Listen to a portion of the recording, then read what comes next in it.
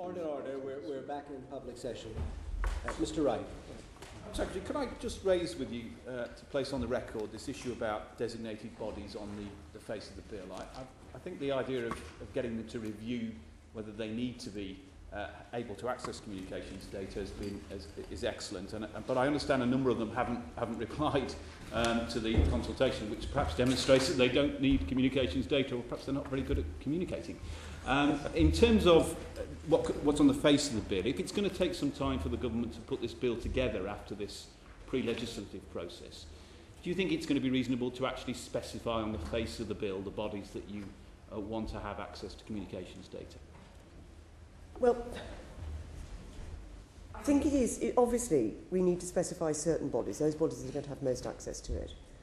I have a hesitation for trying to specify every single body on the face of the bill that should have access, for a couple of reasons. First of all, I mean, as you say, I mean, it may be by the time that we've been through all this process, we will have had answers from everybody and we'll have been able to make those judgments. But on a sheer practical point, bodies change.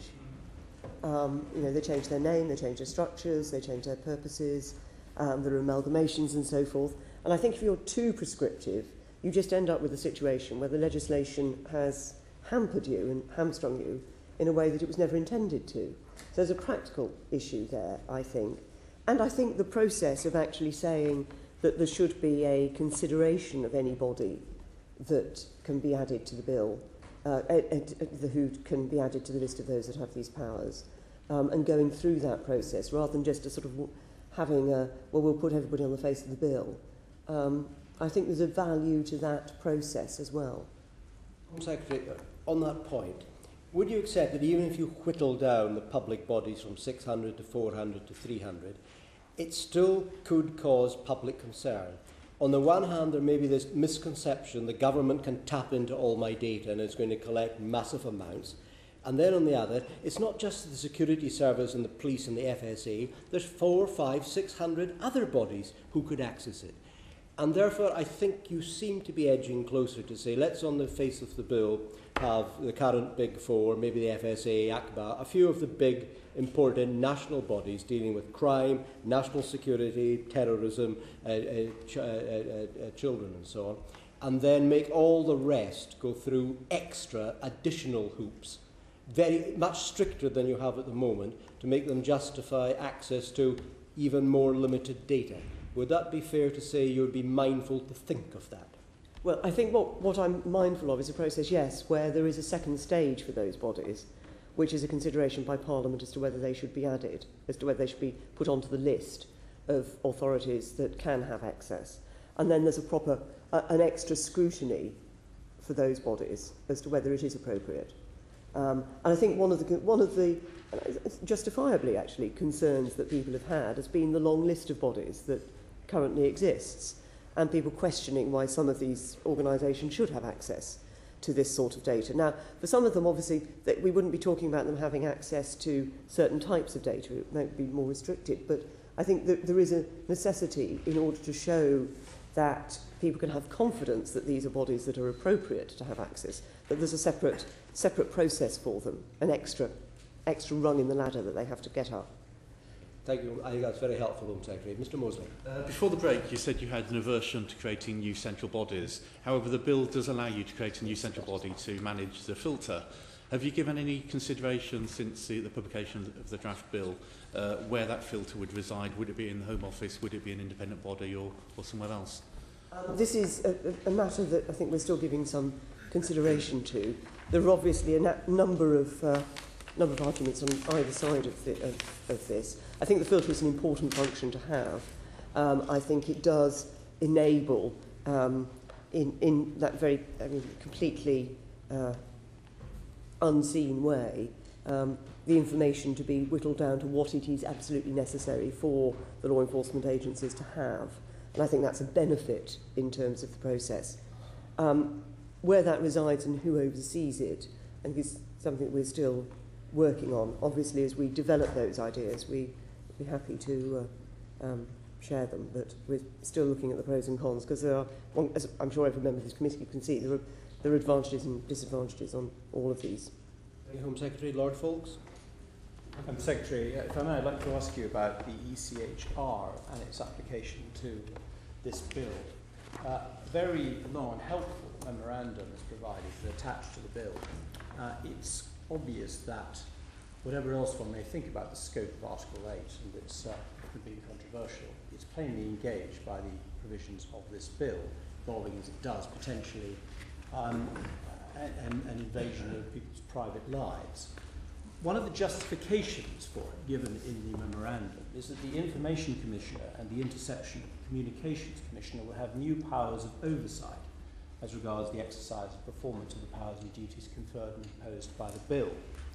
In fact, if one looks at the bill, and I particularly have in mind clause 22.5, the Information Commissioner is told he must keep under review the operations of sections including security, which of course is absolutely crucial, as we've already discussed, of communications. He doesn't appear to be given those powers, or on the face of it, any resources. And this isn't just a technical human rights point, because he in fact gave evidence to us that he was concerned about the range of keeping under review aspects of the bill, without having a clearly defined power given to him by the bill, or in fact the resources. Do you have any comment about that? First of all, I think we believe that the Information Commissioner does have the powers that he needs to carry out the role that will be set out for him. Yes, there has been a question raised about resources, and we are in discussion with the Information Commissioner about that particular issue. I'm always hesitant when a questioner starts with reference to the ECHR. I'm never quite sure where we're going to go down. As you know, we've had long debates about the qualified nature of Article 8 and therefore its application in a whole variety of ways. But I think we feel that the various responsibilities that the Information Commissioner will have, I think we feel that he does have the powers necessary to carry out his role. And as I say, we are looking at the issue of additional resources. He said that he will need extra resources, but we are in discussion with him about that. Chair, may I just ask one question further to that? The public clearly need quite a lot of reassurance about this, partly as a result of the misinformation on one side or another about what the scope of this bill may be. The role of the Information Commissioner, indeed the Interception of Communication Commission, isn't perhaps as well known as it might be, as, let's say, compared with the Independent Reviewer of Terrorism. Does the Home Office envisage some way raising the profile of that person or persons so as to give the public rather more reassurance that the potential exercise of these powers is reviewed by an independent person and that they can feel the weight of that independence? I mean, it's always difficult to find ways of getting across the role of somebody like the Interception Commissioner. I mean, I think I would say the Information Commissioner has actually probably more public prominence, because people do see cases sometimes where he has intervened, where the Information Commissioner's office is commenting on various issues. I think it's the other commissioner that has less public profile. It's one of the problems across the suite of commissioners, if you like, that they produce annual reports, which are very well worth reading, but which most members of the public, indeed, I may say, most members of both houses of this Parliament probably rarely read, let alone members of the public. But I'm afraid we don't have a let's advertise the Interception Commissioner campaign on the stocks. And I'm not sure it would have much impact if we did. Mr Brown, do you want to come in on this point? And then it's a framework bill that we have under consideration. And I wonder if you've given any thought to how Parliament might monitor, say it were carried, how Parliament then might monitor the workings of the Act. Well, I think that I have every expectation that the existing structures of Parliament will have an interest in monitoring the workings of this Act. I'm tempted to say that most acts that are passed with a Home Office lead do come under significant scrutiny from the Home Affairs Select Committee quite regularly. But there are obviously other committees that do look at the various aspects of issues like this as well. Do you think it would be an extra reassurance to the public if there was some further parliamentary arrangement for post-legislative scrutiny, hearing reports as to how the powers under the Act have been used, providing a forum where people could complain if they felt that something had been done improperly? Well, there's already a complaints procedure that people can take forward to look if they feel that their data has been misused. So there is already a complaints path for people to use. So I'm not sure that adding a parliamentary complaints path would actually necessarily add anything to the system, anything extra to members of the public or anything. In a fast-moving world, do you not think there's a case for keeping the legislation itself under review and considering whether it needs updating, reshaping, as events, indeed, as technologies move on? Well, part of the purpose of having some flexibility in the bill is to make sure that we don't need constantly to be adapting the bill and reviewing it as technology moves on. It is always open to Parliament to decide to do a piece of work on post-legislative scrutiny. I mean, there is more and more post-leg scrutiny now being done of acts. That is entirely in the hands of Parliament. You're not opposed to it in principle? If I can put it like this, when I sat on the Modernisation Committee of Parliament, I was in favour of increasing post-legislative scrutiny. As I understand it, Home Secretary, you've got a technical advisory committee, which is a sort of permanent committee advising on the technical aspects. Do you see scope for that being beefed up in some way and maybe becoming part of some standing review committee under some parliamentary authority, or with parliamentary input even? Well, I have no objection to looking at the Technical Advisory Committee and saying, is it still, in the new circumstances, the right shape of body to undertake the job that we want it to undertake? What I hesitate to is to overlay everything with so many different committees and meetings and bodies that actually you end up with no real scrutiny at all, because everybody's falling over themselves to try to be the one body that is scrutinising the action of the bill. What would your attitude be to inserting a sunset clause into the bill so that it expired after a fixed period of time unless Parliament renewed it? Well, I think this is where, because of the fast-moving world that you yourself described, Mr. Brown, I think this is where it gets quite difficult to insert a sunset clause. I accept that doesn't kick in unless Parliament has decided to, there's a parliamentary procedure that looks at it. But by the very nature, police operations are ongoing day on day. Anything that acts to interrupt the ability of the police to have access to the data that they need to be able to catch criminals and save lives, it seems to me is a problem. The whole purpose of this is to say that we want a bill that is going to enable our law enforcement agencies to have access to the information they need to do their job.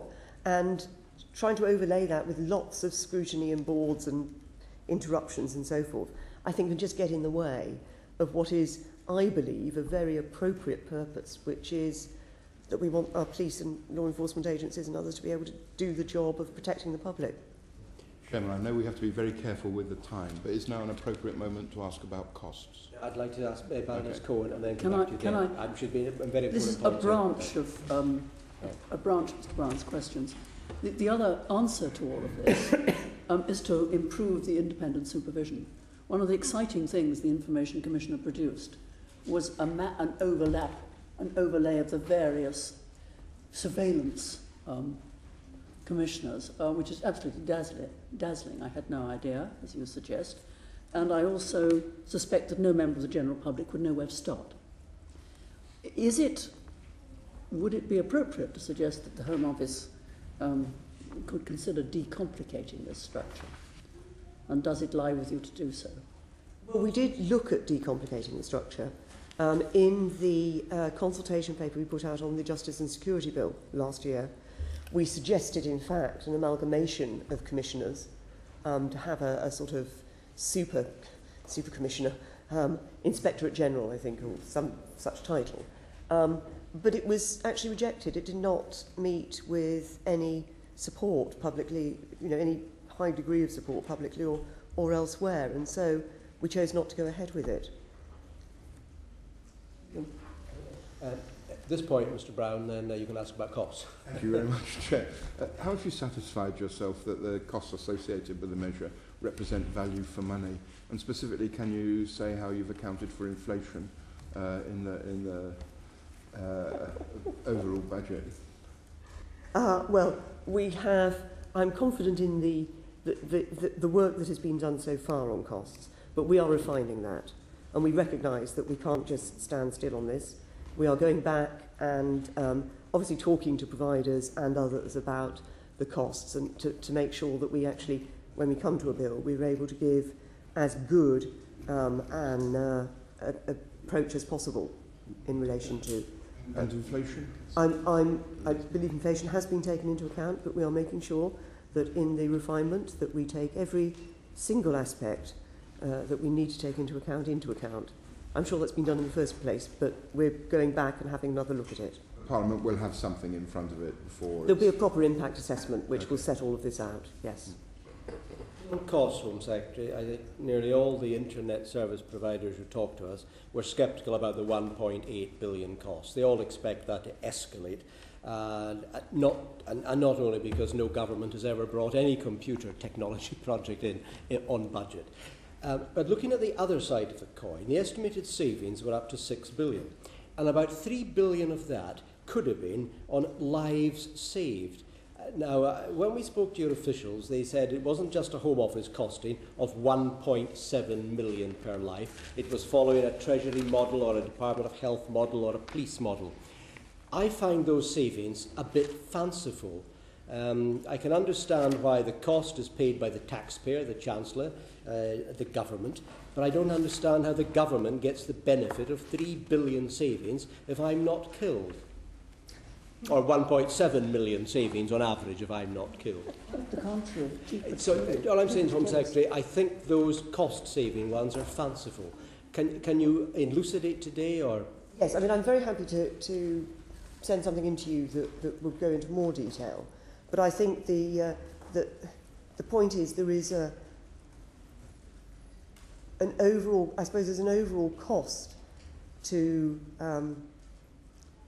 society. We're talking about 1,000 to 2,000 lives actually being saved. That's the figure that comes through. And that has been based, I mean, quite a lot of work has been done, obviously, by the Home Office and by the Treasury in terms of looking at that figure and how that figure comes out. There is an immediate, I mean, if somebody's killed, then there's an immediate cost to the state of what happens around that death. Yes. And that can be quite considerable in terms of the cost of investigation and so on and so forth. The benefit to the family of someone not being killed can be estimated in millions, hundreds of millions, they would feel. But I think the cost to the state of someone being killed is certainly not 1.7 million. And I've read through the figures again, and I cannot for the life of me get my head round how the government thinks there's an individual saving to the taxpayer of 1.7 million on average for someone who's not killed. However, well, there's an initial saving in relation to the case. Yeah. There's then potentially a saving, depending on the circumstances of the family, that the death of one individual might actually throw the family onto the state. yes. You know, there's all sorts of factors that could be taken into account in relation to this. Dr. Hubbard. Thank you, Lord Chair. This is an extension of a question I put to Charles Farr last week. But if the Home Office figures about projected savings, whether it's lives or financial, have much backing, can presumably point to evidence over the last 10 years of the lives saved and the amount of money that has been saved. I think the Home Office figures are £6 billion as a projected benefit over the next 10 years. How many lives have been saved in the last 10 years using communications data? And how much money has, real money as opposed to the lives saved, has been brought to the government as a result of communications data in the last 10 years? Well, I think it's difficult for us to say that because I'm not sure we've actually been accumulating that data in the way that you would require it to be accumulated in order for me to be answering that question. So we've been able to have some estimates from cases of how many lives might have been saved, but we haven't been sitting there in the Home Office totting up these things in the expectation that I might have to answer a question at a joint scrutiny committee. I'm just trying to understand, because if the estimates are accurate going forwards, presumably one would expect them to be based on the evidence that we've already accumulated. If they're not based on past evidence, which is what I would have expected. Where do they come from? And will you, if the bill ever comes before Parliament, be able to justify the estimates based on historic data by that point? Well, these sorts of issues about the cost-benefit of the programme should come through in the impact assessment that will be done and will be presented to Parliament. So Parliament will see what the various figures are. But they've been presented to us, and I think what we're saying is there isn't the evidence to back up the impact assessment that's produced with this draft bill. Can you be sure that you will have sufficient evidence by the time this gets any further? If it does? I will be able to reassure you that we will be able to show why we have come to those figures. It is not, what I'm saying is, if you are talking about, I recognise you're, as a research scientist, you want absolutely hard evidence on everything. It is not necessarily the case that every kidnap that has been stopped, so a life has been saved, a police officer has sat down, or somebody has sat down and said, well, that has saved the state X amount of money. That's what I'm trying to say. Obviously, there are some estimations in here and so forth, so we can show you how we've arrived at the figures. I'm not sure they will satisfy your eagerness for absolutely It would be helpful to see where the estimates do come from. If you can send them to the committee, that would be fantastic. And I'm just amazed that Home Office accounting officers have been able to put one over on the Treasury. However, Mr Wright. Home Secretary, in the foreword to the draft bill, you say that you'll consider the views of this committee carefully and the Intelligence and Security Committee before introducing the bill later in this session, your quotes. Now, your officials have told us that they don't expect royal assent for this bill till 2014. So, could you tell us whether the bill's going to come forward in this session? What's your timetable for implementation? Is the coalition agreement on this bill? We would expect, I mean, the timetable that we'd set would be that we would be able to receive the evidence from this committee and the ISC in time to introduce before the end of this session, but to carry over into the next session and royal assent. Your objective is to come in this session? I'm expecting it to come into this session. Now, obviously, that slightly depends on the evidence that we get from the committees, the extent to which we need to look at the draft bill in relation to the report that comes through from the reports that come through from the two committees. But that would currently be my expectation. Thank you very much. And Mr Whittaker. Thank you very much. Home Secretary, I know we've briefly touched on this already, but our evidence does show that despite assurances from the Home Office, CSPs definitely don't feel as though they've been consulted widely on the draft proposals.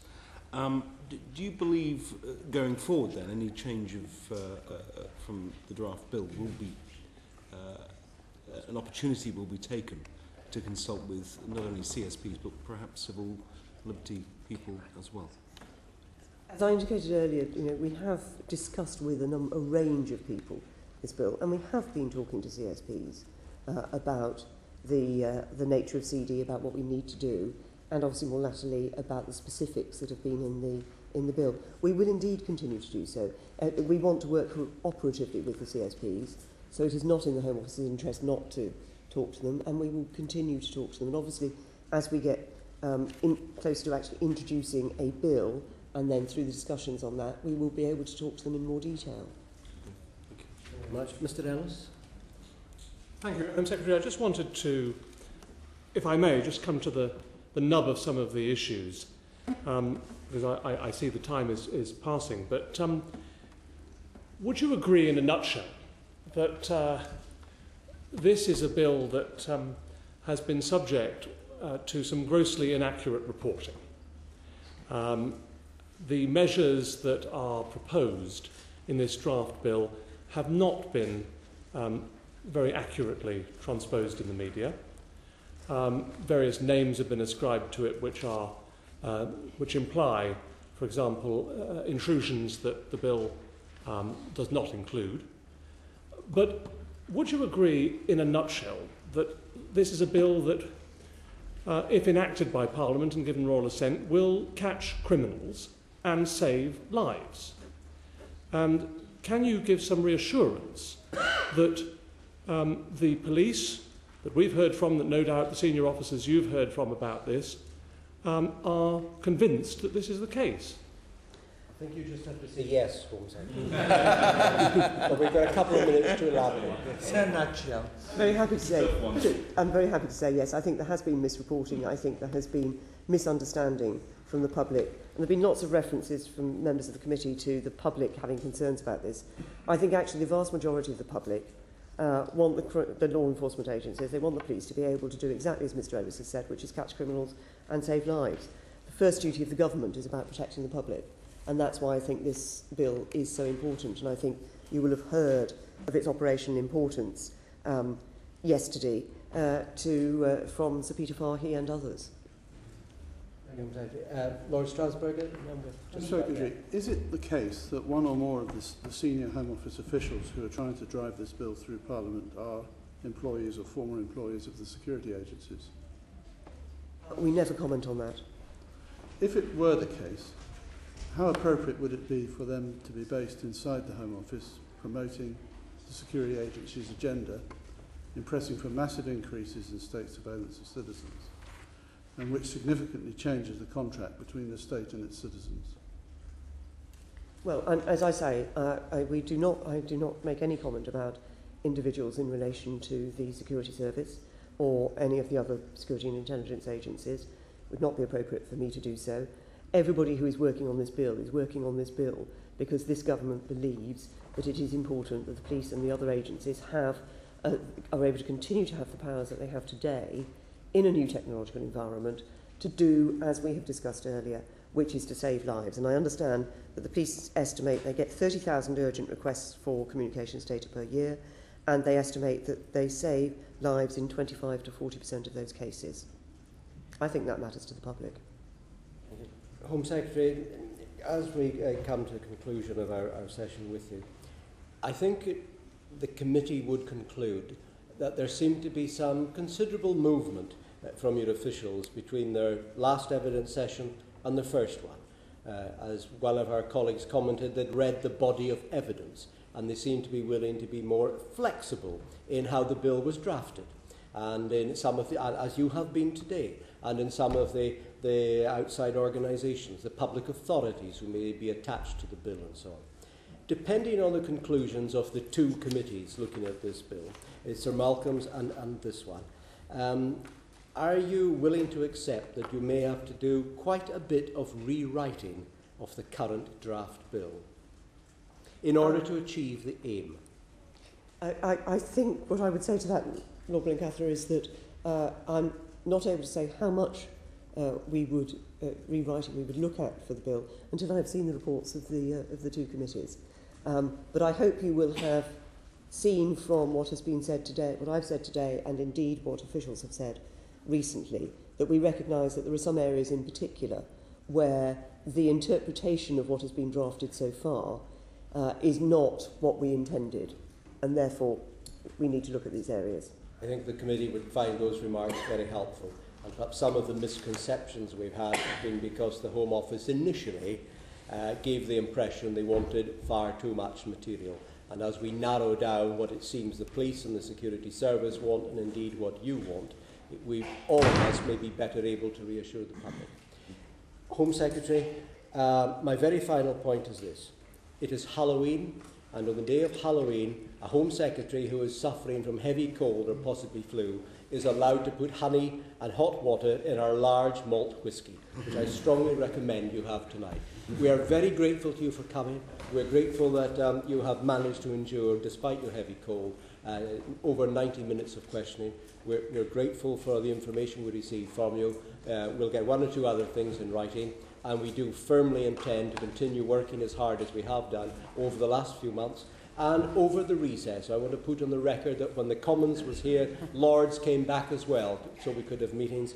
We firmly intend to deliver on time if we possibly can. Thank you, Home Secretary. Thank you.